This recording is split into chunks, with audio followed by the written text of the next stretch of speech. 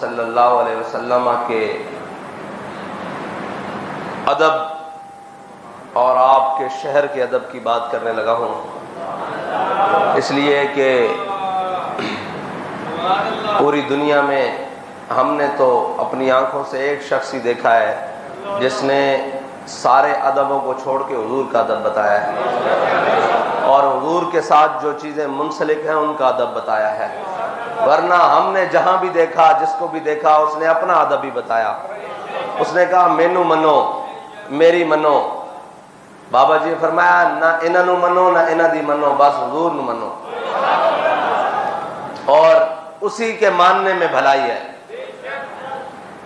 اور گزشتہ رات حضور سید عالم صلی اللہ علیہ وسلم کے شہر پاک میں، وہ شہر کہ جس کے بارے میں خواجہ فخر الدین سیالوی فرماتے ہیں کہ باب جبریل کے پہلو میں ذرا دھیرے سے فخر کہتے ہوئے جبریل کو یوں پایا گیا کہ اپنی پلکوں سے در یار پہ دستک دینا اونچی آواز ہوئی، عمر بھر کا سرمایا گیا، وہ شہر، اور جس کے بارے میں میرے آقا و مولا صلی اللہ علیہ وسلم نے فرمایا، حضرت جابر بن عبداللہ سے روایت ہے، میرے آقا نے فرمایا مدینہ، شہر مدینہ جو ہے یہ لوہار کی بھٹی کی طرح ہے، یہ میل کچیل کو دور کر دیتی ہے اور جو پاک آئے اس کو مزید ستھرا اور نکھار دیتی ہے، لیکن جن کے دلوں پر مہریں لگی چکی ہو نا، وہ کہتے ہیں بامے جڑے کوڑے تمبے مول مٹھے نہ ہوندے بامے توڑ مکے لے جائیے، ہاں جی، کوڑے کھو کدی مٹھے نہ ہوندے بامے سہمنا گڑ پائیے۔ بابا جی حضرت مولانا روم کے حوالے سے ایک بات کرتے تھے کہ حضرت مولانا روم نے فرمایا ہے کہ جو بدبخت ہے نا اس کو نبی کی مجلس بھی فائدہ نہیں دیتی۔ یہ جو ہے نا یہ بدبختی ان کے دلوں پر لکھ چکی ہے، اس کے بدبختی ہونے کی وجہ سے اس کے پیچھے ایک بدبخت ہے جس نے اپنے اقتدار کی خاطر تو پورے پاکستان میں شور ڈالا اور اپنے اقتدار کی خاطر کہا کہ کانوں میں یہ بھی کہنا ہے کہ ہم نے آزادی لینی ہے۔ یہ تو بات کی بات ہے نا کہ آزادی کس سے لینی ہے، لیکن ساری باتیں بتائیں لیکن حضور کا ادب نہیں بتایا، اس لیے وہ بے ادب بن کر وہاں پھر رہے ہیں حضور کے دربار میں، جہاں پر ادب گاہے زیر آسماں از عرش نازک تر۔ اور حضرت اسید بن عزیر جب حضور سید عالم صلی اللہ علیہ وسلم کی بارگاہ میں آئے نا تو آگے عیینہ بن حسن بیٹھا ہوا تھا۔ جب عیینہ بن حسن کو دیکھا تو وہ حضور کی طرف ایسے ٹانگیں پھیلا کے بیٹھا ہوا تھا بڑی بے باکی کے ساتھ، تو آپ نے فرمایا مجھے اگر حضور کی مجلس کا حیا نہ ہوتا نا تو میں تیرا پیٹ پھاڑ دیتا، اور یقین مانے اگر حضور کے شہر کا حیا نہ ہونا تو ان کو 100 جوتے لگائے جائے وہاں پر کہ تم حضور کی بارگاہ میں یہ باتیں کرتے ہو۔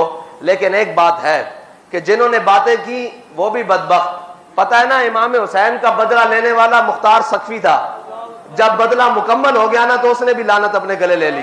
یہ کام بدبختی کرنے والے کون منسلک ہوئے؟ وہ بھی ایک بدبخت کے پیروکار منسلک ہوئے جن سے یہ کام لیا گیا۔ لیکن حضور سید عالم صلی اللہ علیہ وسلم کے دین کے لیے، حضور سید عالم صلی اللہ علیہ وسلم کی عزت و ناموس کے لیے جو بابا جی ہمیں سبق دے کر گئے نا، ہم نے اس سبق کو یاد رکھنا ہے اور حضور کے شہر کا اور حضور کی ساتھ نسبت رکھنے والی ہر چیز کا ادب کرنا ہے۔ اور ادب گاہے زیر آسماں از عرش نازک تر، اور نفس گم کردہ می آیت جنید و با یزیدی جا۔ بابا جی ترمیم کر کے پڑھتے تھے نفس گم کردہ می آیت ابو بکر و عمر ایجا۔ یہ اتنی نازک بارگاہ ہے جہاں پہ اولیاء صحابہ سارے سانس روک کر بیٹھتے ہیں، تم وہاں پر اپنے بک بکارے لگاؤ، تمہارے لیے اللہ تعالیٰ کا بہت دردناک عذاب ہے۔ اگر تم حضور سید عالم صلی اللہ علیہ وسلم کے اس شہر کی بے حرمتی کرو اور اس شہر کے اندر اپنے ایک جھوٹے لیڈر کی خاطر، اس کی کیا حیثیت ہے بھائی؟ وہاں تو بڑے بڑے سرور اور تاج والے ایسے سر جھکا کر کھڑے ہیں، تم اس کے لیے باتیں کرتے پھرو۔ اور یہ بھی جو جاتے ہیں یہ اپنی شناخت کے ساتھ نہ جایا کریں، وہاں کوئی شناخت نہیں ہے، وہاں سب حضور کے غلام بن کر جایا کریں۔ جہاں جب یہ وہاں پروٹوکول لیں گے اور یہ ہوں گے تو پھر اللہ تو بڑا غیرت والا ہے نا، وہ سارے پروٹوکول والوں کو بے عزت کر دے گا۔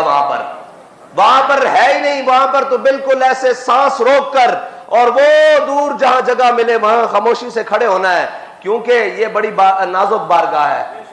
لا ترفعوا اصواتکم فوق صوت النبی، یہی بات تو حضرت صدیق اکبر نے کہا جیسے حضور کی ظاہری حیات میں ہے اسی طرح حضور کے جانے کے بعد بھی ہے کہ حضور کے سامنے آواز بلند نہیں کرنی. ہمارے علماء نے تو بڑی احتیاط کی ہے. یہ ساری باتیں اس لیے ہیں کہ ہم بتانا چاہتے ہیں کہ حضور سید عالم صلی اللہ علیہ وسلم کے شہر کو آپ عام معاملہ نہ سمجھیں اور اس بات کو کوئی چھوٹی بات نہ سمجھیں. وہ حضور کا دربار ہے. وہاں پہ تو انبیاء و اولیاء سانس روک کر ہمتن خاموش بیٹھے ہیں. 70,000 قدسی صبح و شام آ رہے ہیں جن کی خبر کسی کو نہیں ہے. وہ اسی لیے آ رہے ہیں کہ یہ حضور کا دربار ہے. اور یہاں تو سانس اونچی ہونے سے اعمال اکارت ہو جاتے ہیں. یہ وہ جگہ نہیں ہے جہاں پر آپ ایسے بے باکیاں کرتے جاؤ. بہتر ہے کہ تم وہاں جاؤ ہی نہ. بہتر ہے کہ تم وہاں جاؤ ہی نہیں. اگر تمہیں احساس پیدا ہو جائے تو تم تو کبھی تصور ہی نہ کرو کہ ہم اس بارگاہ میں کھڑے کیسے ہوں گے. رکتے ہیں یہیں قدم آ کے اہل نظر کے, اس کوچے سے آگے نہ زماں ہے نہ زمیں ہے. اور ہر ایک کو میسر کہاں تیرے در کی غلامی, اس در کا تو درباں بھی جبریل امی ہے. یہ کوئی عام بات نہیں ہے اور بڑی خطرناک بات ہے. اتنی بے باکیاں اچھی نہیں ہیں, اتنی بے باکیاں اچھی نہیں ہیں. یہ نہ ہو کہ اللہ کا قہر اور اللہ کا جناب جلال وہ جوش میں آ جائے اور تم سب کو بھسم کر کے رکھ دے. تم وہاں جا کر کسی لیڈر کی بات نہ کیا کرو. ہمارے بابا جی نے تو ہمیں نام بھی دو دیا ہے. حضور کا ذکر ہو تو ہم نعرہ ہی وہ بلند کرتے ہیں کہ لبیک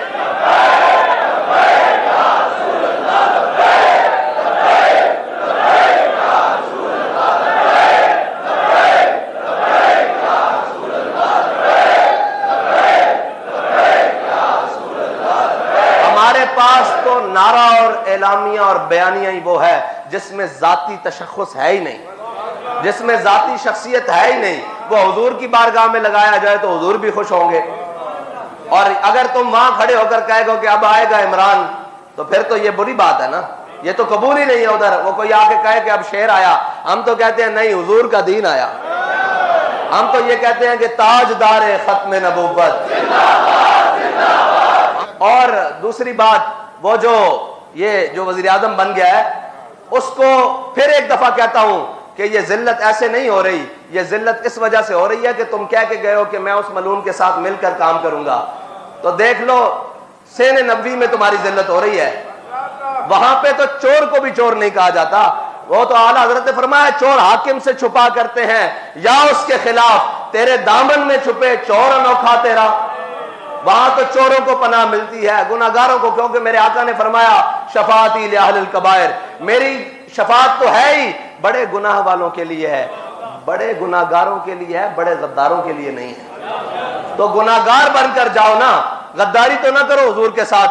اگر غداری کرو گے تو پھر تم کیا, تمہاری حیثیت کیا. یہاں ابو جہل کو اللہ نے بچوں سے مروا دیا تھا. یہاں تو جناب وہ اگر حضور کے دامن سے وابستہ ہو جاؤ گے تو حبشی غلام ہو, کالا ہو, ناک بھی چپٹی ہو, بلال حبشی ہو, وہ کعبے کی چھت پر جاتا ہے. اور اگر سکا چاچا بھی ہو تو قرآن کہہ دیتا ہے تبت یدا ابی لہب وتب. یہ وہ بڑی نازک بارگاہ ہے, بہت نازک بارگاہ ہے. اس کے اندر کوئی ایسی بات نہیں چلتی. اللہ تعالیٰ مجھے اور آپ کو حضور کا ادب نصیب فرمائے, اور اگر کوئی وہاں چلا جائے تو اس کو با ادب حاضری نصیب فرمائے. بس اسی ڈر سے کہ ادب گاہیز زیر آسماں از عرش نازک تر اور نفس گم کردہ می آیت جنید با یزیدی جا. علامہ اقبال نے تو پھر بات ہی ختم کر دی, کہتا ہے خاک طیبہ از دو عالم خوش ترست. کہتے تم حضور کے دربار کی بات کر رہے ہو, ہمیں تو جو طیبہ کی خاک ہے وہ پورے دو عالم سے بہتر ہے, ہر چیز سے بہتر ہے.